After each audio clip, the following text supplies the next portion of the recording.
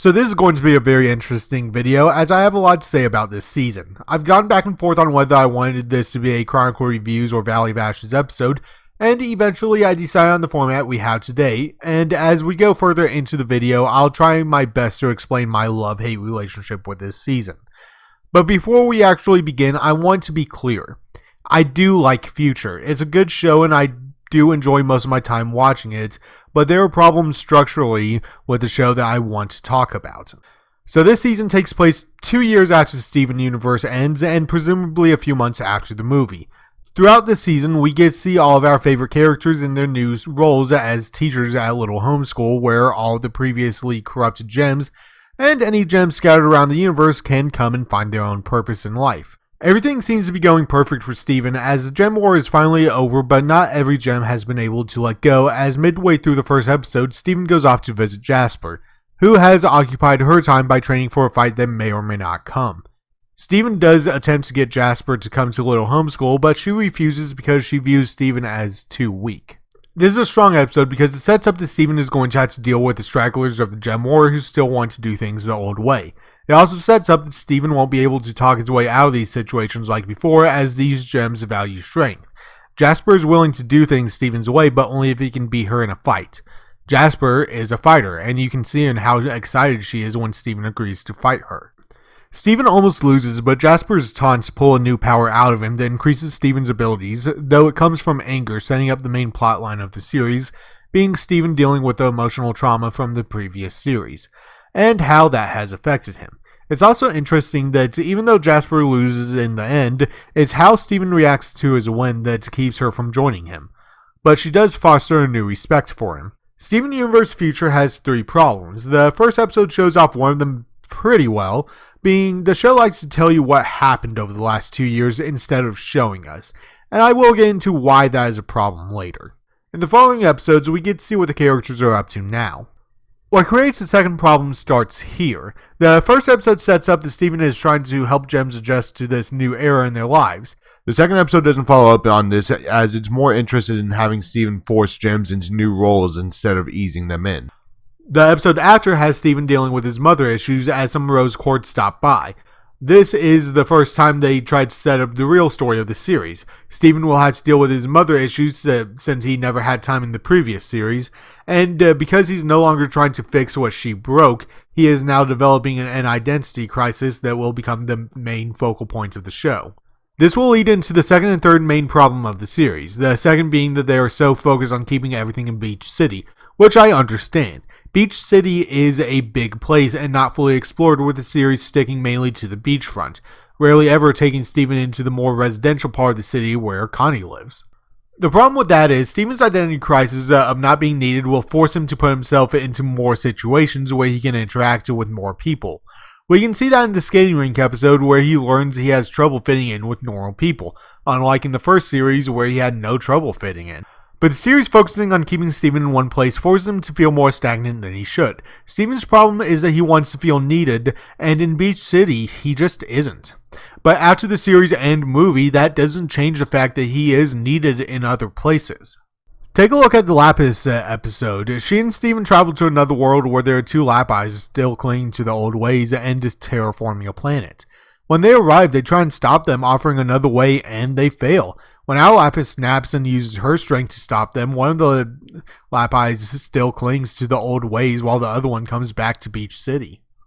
There are many gems still colonizing planets, and Steven could stop them either diplomatically or by force, giving him a purpose. Yes, he won't be helping gems as much, but he will be helping others by stopping the destruction of planets. The episode then becomes, do you think that's the best way forward? I would have to say no, as the episode in Mystery Universe I believe shows a better way forward with the story they went for. But before we get there, I need to go more in depth with the first problem and the third, and in order to do that, let's start with the episode Snow Day. In this episode, we see Steven getting ready for the day, but the gems are constantly trying to get him to interact with them. After he returns home at the end of the day, they try and entice him with more things he enjoyed from the previous series, to which Steven blows them off. We're also told that Steven is now a vegetarian. This is the line that really started bugging me about how they tell us what's going on, though it will become more apparent in the episode Little Graduation. We keep getting told things that make sense for the characters. Yes, Steven is likely to become a vegetarian. I can even see him becoming a vegan quite easily, as he is the type of person to care for all living beings. But we never see him make that decision, so we don't understand what led him to make that change. We aren't even really told why, so we are forced to immediately change how we look at Steven, if only slightly. Look at The Simpsons. The season 7 episode Lisa the Vegetarian shows us why Lisa became a vegetarian, and more so the exact moment when she became one. In this series, I can come up with at least 2 examples of Steven eating where he eats meat. The pepperoni pizza in episode 2 and the rose quartz episode, he had what appeared to be a Salisbury steak mostly eaten on his plate. If those moments weren't there and instead it was only him eating vegetables and fruit and whatever, then this would work because we can see the change before it's outright stated. Even if we don't notice it before we're told, on repeat watch-throughs it will become more apparent. Anyway, the following day, the school is closed due to the snow, and we see the Gems trying to spend more time with Steven, bring back his Together breakfast from Season 1, and Steven tag from Season 2. While Steven tries to work, the Gems will do everything in their power to get Steven to relax and spend some time away from work so that he can have more free time. 2 episodes later is a little graduation where we see the off-colors from Season 1 graduate. We also learn that Lars and Sadie aren't together, Lars is leaving, Sadie's band is disbanding, and Sadie has a new partner named Shep. Some very important things that come out of nowhere, and this is where the series' nature really started to bother me. Like I said, I can see all this happening, but the more we're told what happened, the more detrimental the way we're told it becomes.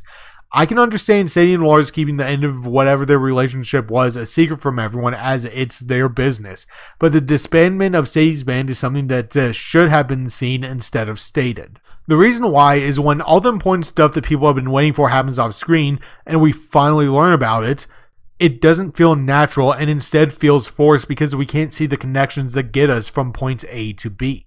We know where we start and we know where we ended, but the context in between is left up in the air. It would be like a murder mystery story, but you never learn any of the clues. Someone dies and then the murderer gets revealed with nothing in between. It's the same here. We know how things started, but much like Steven, we're left in the dark until everything comes apart. For Steven, it makes sense as he kept himself busy and isolated himself from others. But for the audience, we're robbed of what could be interesting stories because Steven's the main character. It's not like they could have replaced Bluebird, an episode that did nothing except to get Greg to cut his hair, with an episode centering around Lars and Sadie that could have given us context for Little Graduation. Oh, and speaking of Bluebird, let's talk about the last major problem of the series: focus. In this episode, a gem fusion between 2 past villains show up to try and ruin Steven's life, and everyone knows who Bluebird is, but they do nothing about it. Now, I may come back to this episode and go more in depth with why I don't like it, but that isn't important to this video, so I'm not going over it here. The reason why it matters for the context of this video is because Bluebird is the second and third villain from the previous series to return and not immediately change their ways. They're seeking revenge against Steven, and Steven must help them move on. He fails, yes, but it does call into question how much is Steven trying to help Jasper. Bluebird is episode 5 of Future, and unless I'm forgetting something, Steven hasn't mentioned Jasper since the first episode where they set up that Steven will be helping the gems that haven't moved on yet, and we rarely see Steven doing that. In the first half of the series, I can remember Steven reaching out 5 times in total, with 3 of them being problems that came to him.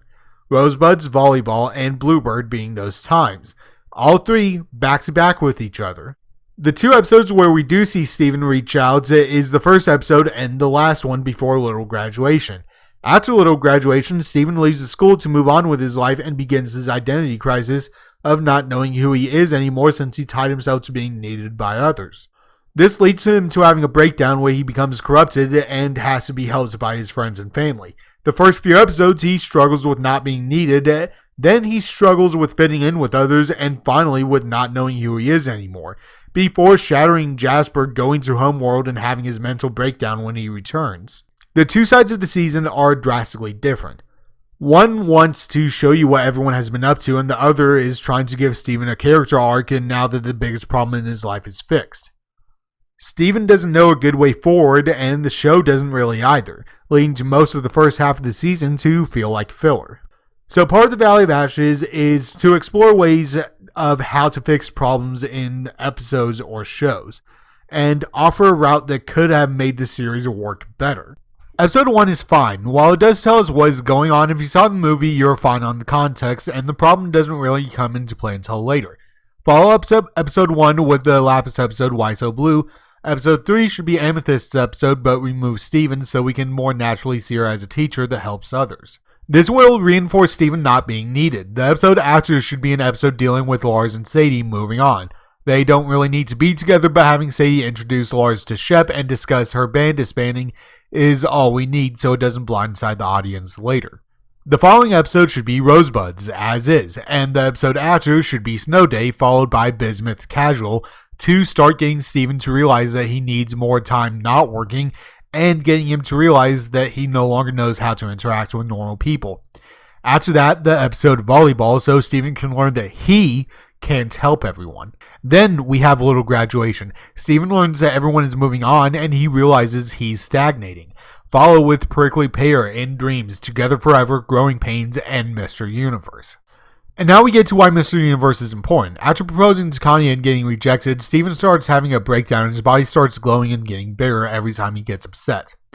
After telling Greg, the two spend some time together and go on a road trip to get a change of scenery, where they end up in Greg's hometown and Steven asks how he became Mr. Universe. Instead of telling Steven, he shows him. They sneak into Steven's grandparents' home and Greg explains things about his childhood. Unlike Steven, Greg lived a very structured life with his parents forcing him to do things he didn't enjoy. He felt trapped in a life that he had no control of. The only thing he did have control over was his music, as he would sneak out to play gigs. Because he had to keep everything music-related hidden, he loved to box with the CD that made him who he is in event. This CD inspired Greg to go and follow his dreams, and because of that, he changed his name from Greg DeMaio to Greg Universe. After hearing the song, Steven has a negative reaction and he realizes that he needs more structure in his life. Because Greg is somewhat blinded by his past, he doesn't understand that Steven is somewhat right. I'm reminded of an experiment one of my teachers did in high school. The basic premise of the experiment is a simple question, asking how many people were raised with strict parents. Those who did raised their hands. He then asked how many of them, if they had kids, would be strict or more relaxed. Those who would be more relaxed kept their hands up. Afterwards, he did the same for those with relaxed parents and had those who planned on being stricter keep their hands up. The point was, almost every single student in the class planned on being the opposite of their parents. If they had strict parents, they planned to be more relaxed, and vice versa. It's the same here. Greg had strict parents and believed that that was the wrong way to raise a child, and so he chose to raise Steven, giving him as much freedom as possible. If you're wondering, I do believe both sides are somewhat wrong. Every child is different and will require a balance of both strict and relaxed rules. The key is finding that balance. Some families do and others don't. The reason why I want to go over this is because Steven believes he needs a more structured life when that isn't entirely the solution. But what the series should have done is follow this episode with one where Greg allows Steven to move in with his grandparents and live a normal life away from Beach City. The first episode of this has Steven living with his grandparents following their rules, ending with him starting his first day of school. The next few episodes then center around the residents of Beach City, one with the Gems moving on with life without Steven, missing him but moving forward. One with Lars and the Off-Colors in space, one with Lapis and Peridot continuing their friendship, maybe even one with Connie and her family. The reason why is to show that they can live a life without Steven. After the Connie episode, we return to Steven in school where he doesn't fit in, and it's not working out for him. Steven would be an outcast to these people and wouldn't be able to relate to the other students because he still hasn't addressed the real problem. The following episode, he finishes the school year and returns home where he realizes that everyone continued life without him. This causes him to have another small meltdown where he returns to Jasper seeking a way to deal with his frustration and eventually shattered Jasper. The rest of the series continues as is. He returns to Homeworld, confronts the Diamonds, and has his full breakdown where his friends and family help him back to his normal form, and he starts seeking help. The reason why I would structure the series this way is because it would connect the dots better and allow for the series to flow more naturally. It's not The Future is a bad show, or even a bad series. Its flaws come from being unfocused in how it presents its stories. The first half of the series chooses to focus primarily on what Steven could be doing this time around, but because that isn't what the series is going to focus on, the episodes come off more as filler instead of being the setup for the main focus of Steven's identity crisis, creating a disconnect between the first half and the second half. Since they're disconnected, the first half is stagnant while the second half no longer has the time necessary to properly have Steven deal with his problems, allowing the main story to feel partially rushed. I do like this series. Mystery Universe might be my favorite episode of the entire series, and I may come back to look at it and discuss the more subtle character building that they include for Greg.